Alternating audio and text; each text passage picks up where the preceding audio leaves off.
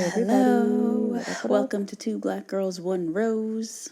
Where two black-ass girls invade the whitest show on earth, Bachelor in Paradise.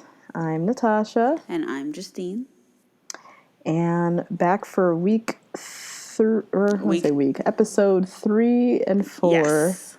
Probably like day 3 of Paradise. Yeah, probably.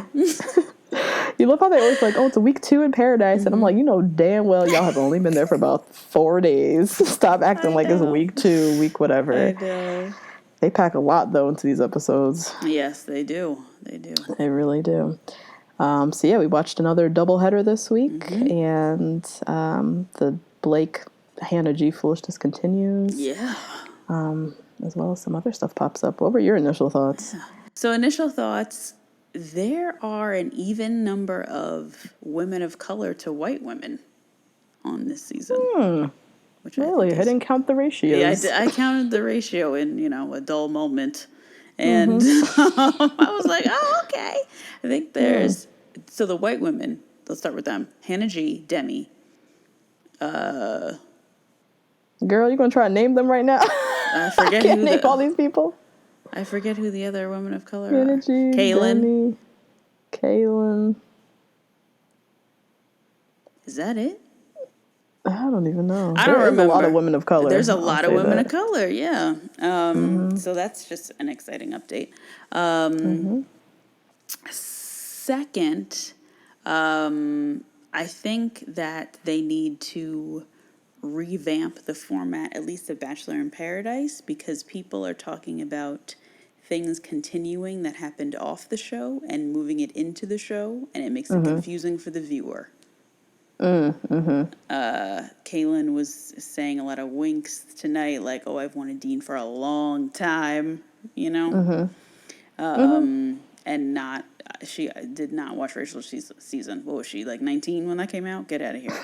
So I feel like they need to maybe even match them up accordingly on like little dates beforehand or something. I don't know. I feel like they imply... We all know that they all meet each other. We literally watch their lives play out on Instagram. So, like, we know they've all met at Stagecoach and all this stuff like that. So I feel like the producers just, like, allow that to, like, be implied. Yeah. But I think you're right. It would be interesting if they... I don't even know if they did, like, little pre-Paradise vlogging. Ooh. Or, like... I don't even know, like sit with, like pre-Paradise, like let's sit with Katie and like go through her DMs or like get the scoop on who she's been talking to, like kind of build it into the show. Right. Instead of those stupid intros when Katie's looking behind a bush at Blake running through the tree. That's just stupid. Yeah, like sit with Katie, let her roll through her DMs and give us like some real tea. Like, so last week at Stagecoach, me and Dylan were hitting it off. Like, you know what I mean? Like, they can build it in, but they choose to just let it be implied, and then we just like try and pick it up as we go. Right. Which is not that hard because it's on Instagram. And forget Reddit. We don't even go in them Reddit streets. But oh, jeez. Y'all done read these whole people's lives before they even played out themselves. Fucking prophecies and psychics on fucking Reddit. Oh my God. And then the rest of my initial thoughts are trash. So what are your initial thoughts, friend? My first thought is I told y'all Hannah G wasn't shit. I told y'all she wasn't shit. You did. I sure did. Last week she was, big pimping in paradise, so to speak. I saw right through it. I knew that she was going to turn out to be straight up trifling. And I feel for Dylan because he's sweet and he's so infatuated with her. But I also don't, because at this point she's made him look like a fool time and time again, that he's basically complicit in this at this point. Why are you still fawning over this girl? She has made out with Blake numerous times in front of you. In front of your face. In front of your face. Like, so disrespectful. Has not pulled you to the side, really. Like, she...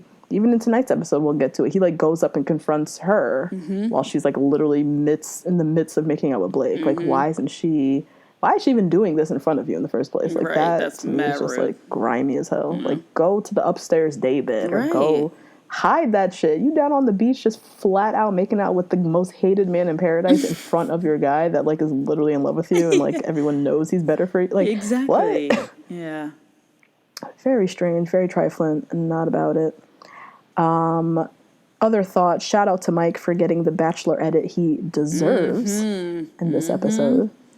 I'm now feeling very hopeful because, I was very disappointed after Men Tell All Yeah. or after the final rose where I was like, that was not a Bachelor edit. Right. Like, what was that? What do I do with this? How does my Yeah. heart go on knowing that he might not be the Bachelor? You know what I mean? Yeah.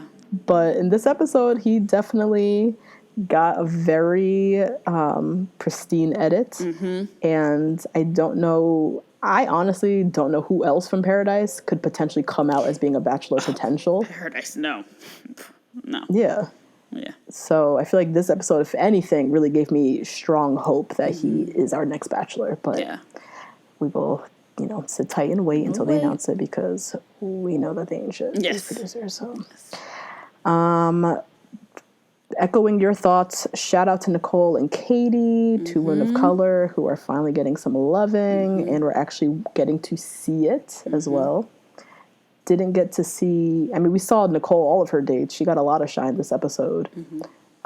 We see a little bit of Katie and Chris Bukowski kind of like unfolding. Yeah, which is odd. But I'm loving, I know.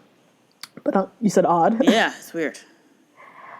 Yeah, it is a little weird, but we're not getting any insight into it. So That's true. Yeah. That's why. So, but I'm loving we get to see a little bit of something.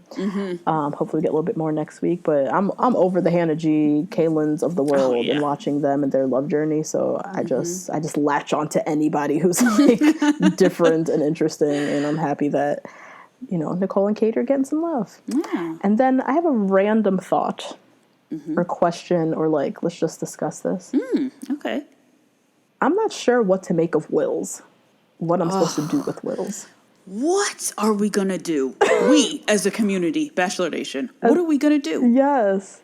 What's his deal? We're supposed to love him because he's cool and quirky and has fashion sense and whatever, but like he struck out again with Katie. I feel like there's something about his character, not his character, it's something about the way he comes off or just his personality that just isn't really, hitting people the right way or hitting the girls. Cause I don't know why is he not getting play? Well, what am I supposed to do with him? I don't think his personality is translating on TV because It never did, not even on Becca's season. It's never did. He's very funny on Instagram. So there's no way he's not funny in real life. And then it doesn't also shock me that he's always the one getting kind of like, oh, Will's really? It does not shock me at all. You mean the girls like, not being into it? Or, he goes for girls who probably don't know what to do with him. So I feel like he needs a good combination of like a little Onyeka, a little Sydney, and a little Tayshia. And that would be his like perfect woman. This trifecta. Like someone who's like of age, like late 20s, this young 20s girls, he needs to leave them alone. And somebody who is like Sydney's like lived in New York and like seen people who may like be quirky like him, not his exact style, but like quirky and kind of funky dudes like him that won't think he's gay. Like city boy. And yet somebody who's like a little bit more fun and spontaneous with some personality because he's like so chilled out. But like us watching him trying to find love is painful because I'm like, yes, it is. It's very painful. And I'm like, I want the best because we don't have. There are no black men or many Bachelor men of color. So like, I want the best for him, but I'm like, something is not clicking. The personality for me is not really there. I feel like there's potential there because he has the cool, funky clothes, and he's like, he's different, kind of quirky. We kind of saw a little bit of that on Becca's season, but on Becca's season, we also got like very monotone Wills as well. That we were not very hopeful in being the first Black Bachelor because he didn't seem to be the type to be able to carry a season. And so, I'm still sitting in the cut, just watching him, just trying to figure out what we're supposed to do with him. I do know. Okay, good. I'm not alone in this. Not I'm at like, all. someone explain to me what I'm supposed to do. Yeah. But yeah, still hoping and wishing, and of course, want him to find love. Yeah, of course. And we'll see how that plays out. So yeah, those are my initial thoughts. Nice. Before we get into the recap, 2 quick announcements. As we said last week, we'll for the Patreon crew, we're doing our August Q&A. It will this month be a pre-recorded Q&A that we're going to record on August 17th. So you have until then to send us any questions you have. Justine, you're posting like Instagram stories, right? Yep. Yeah, so any questions you have about Bachelor World, what we're doing over the summer, dating, relationships, food, travel, beauty, anything you want to talk about, send us through your questions for our August Q&A. You can also send them through Second, email. The number email 2, as well. blackgirls1rose@gmail.com. Very much looking forward to that. Also, very exciting, this Thursday, we will be recording on the 51 First Dates podcast. Yay! So excited. Kimmy and Liza, they are based here in New York as well. So we're going to go over to their apartment and Kiki and record on their podcast talking about The Bachelor, dating, relationships. Their podcast is pretty cool. Definitely go and check them out, and then we'll post more details when our episode is posted. Yep. Hey guys, that's a little taste of this week's episode. If you want to hear the full recap, head on over to patreon.com/2blackgirls1rose and sign up to get weekly recaps and other Bachelor content from us. see you next week.